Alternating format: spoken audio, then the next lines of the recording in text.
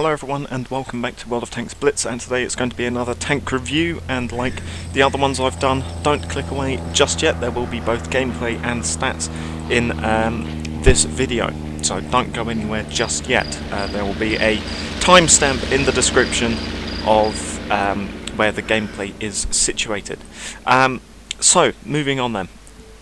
The two tanks we're going to be looking at today are two premium tanks again, but these will be two tier 7 premium heavy tanks, which are two IS-2s, which should technically be the same, but aren't.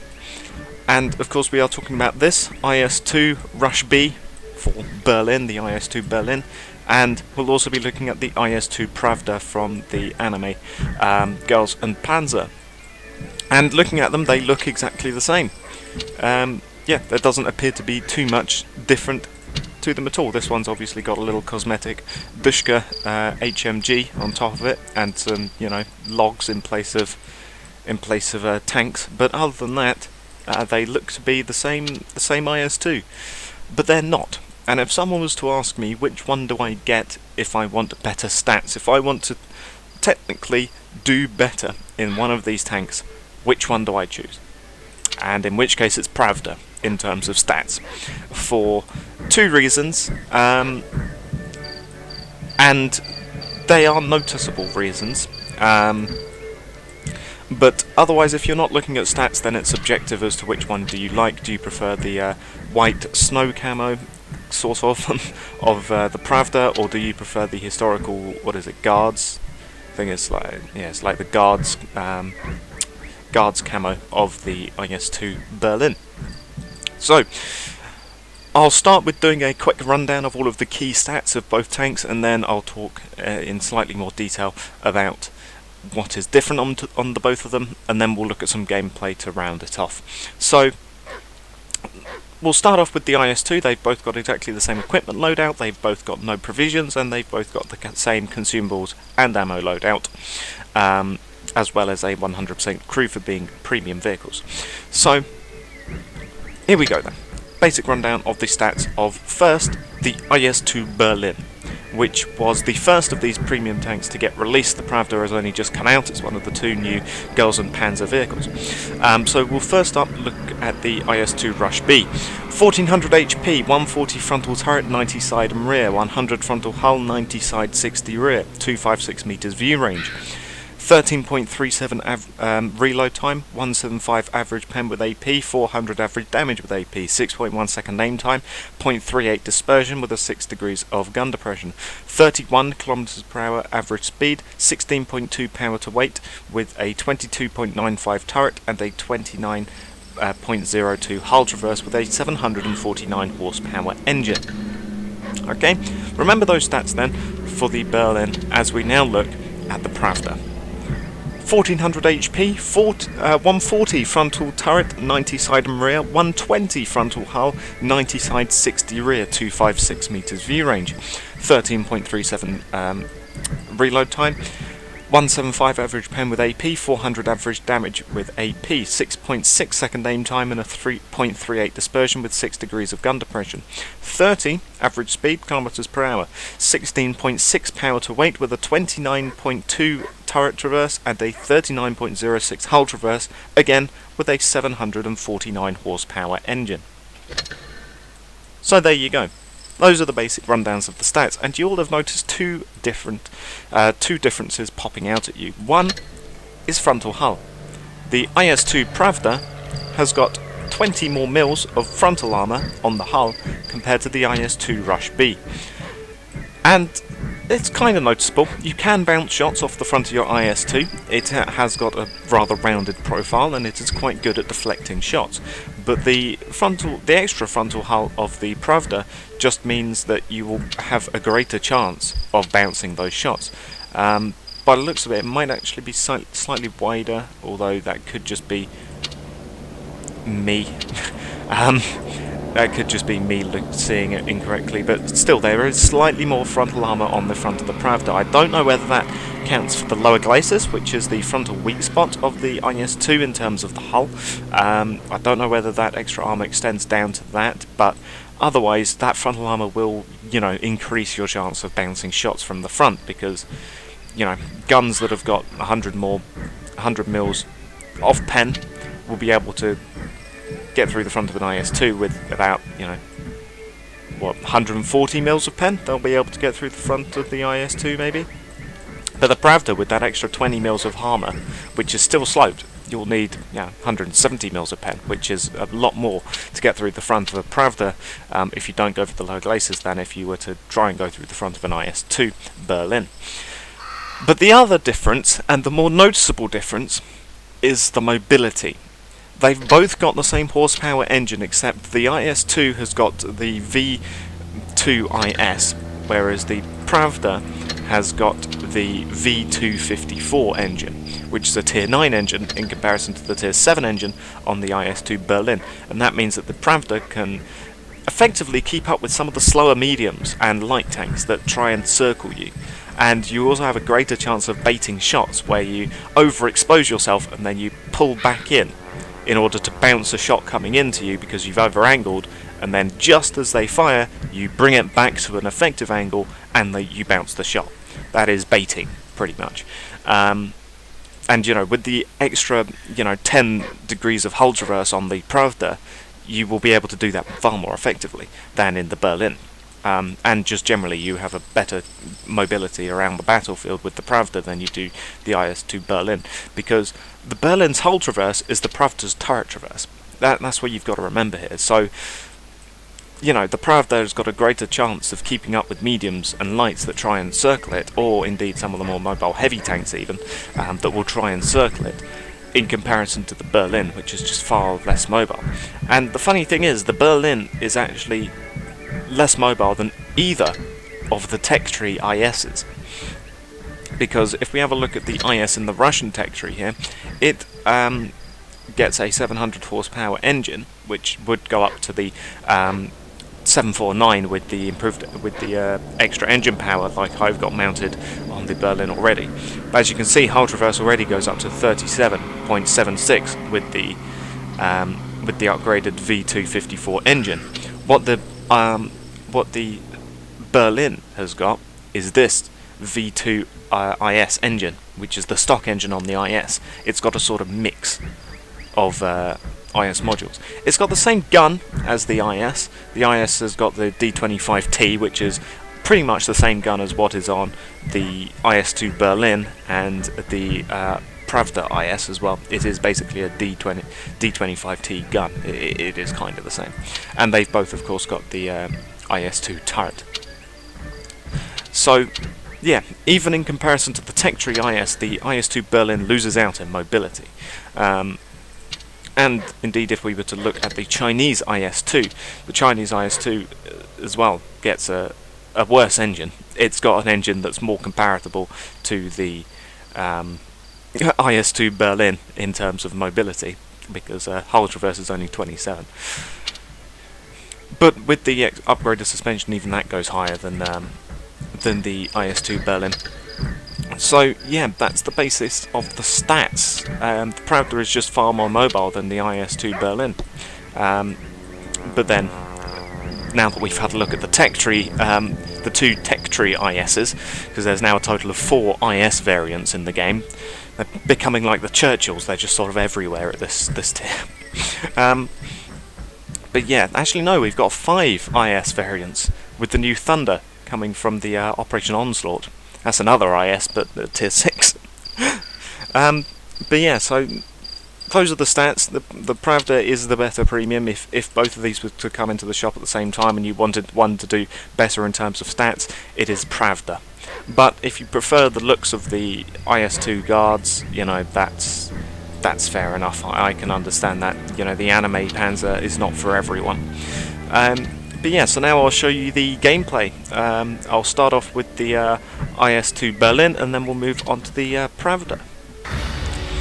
So, I'm going to be showing you a replay here of the Berlin. It is on Fort Despair. It is a tier 8 game, as you can see, and well, it'll just sort of showcase what you can achieve in the Berlin IS-2. I like the Berlin IS-2. It's a decent enough tank anyway. It may be a bit a little bit sluggish and a bit less mobile, but it's a fun enough tank to drive. Yeah, it's not too bad at all, but in comparison to the Pravda, as you'll see in the next replay, it does start to show its flaws in comparison to the Pravda. But even so, we're going to be going here to the C point on this tier 8 game, and well, I'm going to be going to the C, and I'm going to have to end up taking point because if anyone knows anything about World of Tanks, it's that in the higher tiers, no high tier tanks want to push. If they're top tier, they don't like pushing or taking point. So of course the little tier 7 IS is going to have to take point here, and the first tank I'm going to run into is an IS-3, and this is what I mean by baiting. I over-angle myself and then bang, we bounce his shot. And I'm thinking about APCR, but I can't see him through the bushes, so I know the turret is weak on the IS-3, but in this case it just bounces with 175mm of pen, and so I think, screw that. I don't really want to take shots from an IS-3, so I think screw this. There's an STA-1 outflanking. I saw him on the map first, and I don't want him outflanking us, so I'm going to come around the corner here and see if I can just sort of defend this flank. Come around, there's a T-34-1, there's the SU-152. I start pulling back, put a shot straight into that T-34-1, and we bounce his return 280 shot, which is very nice, as the SU-152 just gets obliterated for all of his health. And I'm going to try and get another shot into that guy, but unfortunately he puts the shot into us beforehand. We do bounce the shot off the STA-1, however. Or do we? I heard someone bounce something. It may not have been off the STA-1, actually. We take another shot from him, but I do manage to pull back, stop him from outflanking me, and I finish him off there before the Panther can. So there's one kill for us. You know, we blocked off the outflanking manoeuvre from that STA. Looking for shots into the IS-3, but we don't get any. Instead we go for the nice flat side of that Tiger P. Look at that lovely shot straight into him. Bit of a low damage roll, sadly, but no matter. Makes up for the high damage roll we got on the T-25-2. Or T-34-1 there, rather. I do take that shot, but I calculate it because I know I can do far more damage than he can, and I do nearly double his damage in return. And we set him on fire. Look at this IS-3 go. Look at him go. Look at him just bouncing shots from everyone. The ISU puts a big hit into him, but he's too busy face-hugging the Gravedigger, who can't do anything. I unfortunately bounced my shot because, yeah, I was looking for a shot under him. And look at him. 5 tanks around him now, and he only just goes down to the IS-3. That Gravedigger just cannot deal with heavily armoured tanks to its front like that. But instead we're coming around here, and this will showcase the .38 accuracy. Look at this. No scope onto the side of a Tiger P. Look at that. Bounce right off this side. I pull back, but he misses anyway, and then he gets the heck out of there. Going for the MX-50-100, who's calling for help. So I'm going to rush around the side because I want a piece of that Tiger P. Can't pen him with HE, but instead we just derp a shot right into his side with a very nice high damage roll for 436, and the Panther manages to finish him off as the AMX puts one shot into him. Now it's just the Bulldog left. And well, unfortunately I'm not going to be able to put a shot into that Bulldog because as we come around the side he's trying to outflank the Gravedigger, who's now on a reload. The ISU misses. The Bulldog is going to finish off the ISU. 1 shot, 2 shot. Oh, he doesn't quite manage to, actually. I think about lying in wait because he doesn't know I'm here, but the ISU finishes him off just before he goes into the line of fire of my gun, sadly. So we miss out on the on a shot on the Bulldog. But even so, in a tier 8 game we did pretty well. You know, we got some good damages in on some of the high tier tanks. As we please wait.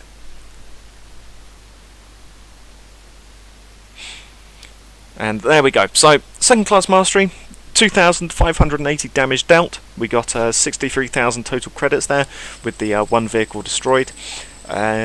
Yeah, we were second on the team, only to the ISU. I voted up the T-34-1 because why the heck not? Their highest was the M41. But even so, in a tier 8 game, I was still second on the team. That's pretty good for a tier 7 tank. 10 shots fired, 9 hits, 6 pens. You know, we got some unlucky bounces and we missed that shot on the Walker Bulldog right at the end. And even so, we did set the T-25-2 on T-34-1 rather on fire and damaged his ammo with I imagine that fire.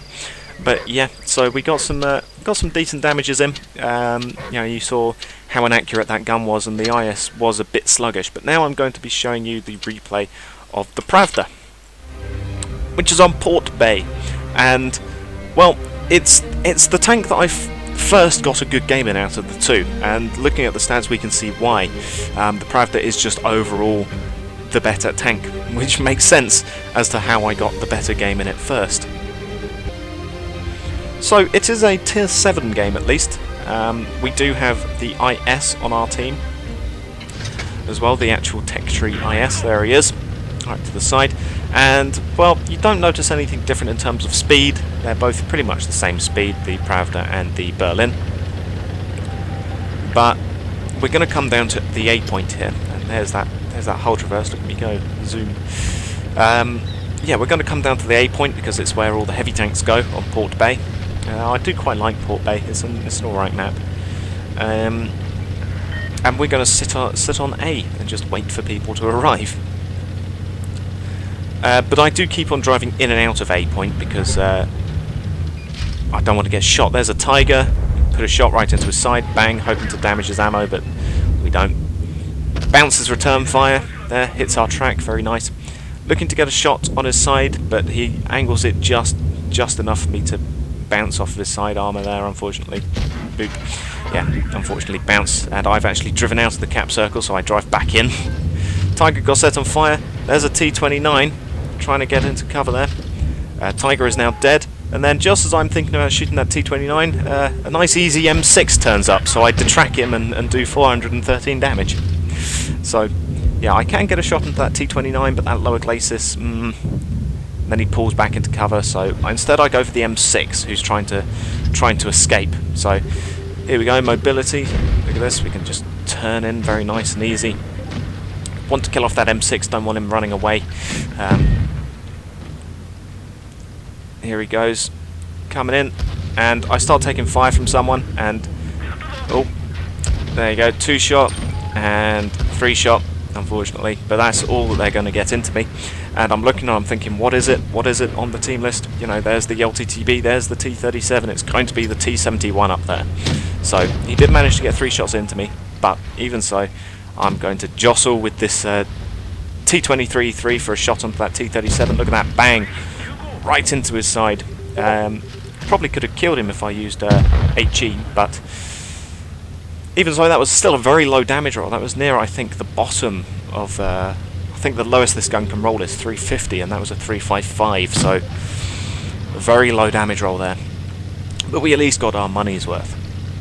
And I'm just going to chase down this T-29, help out our IS up here.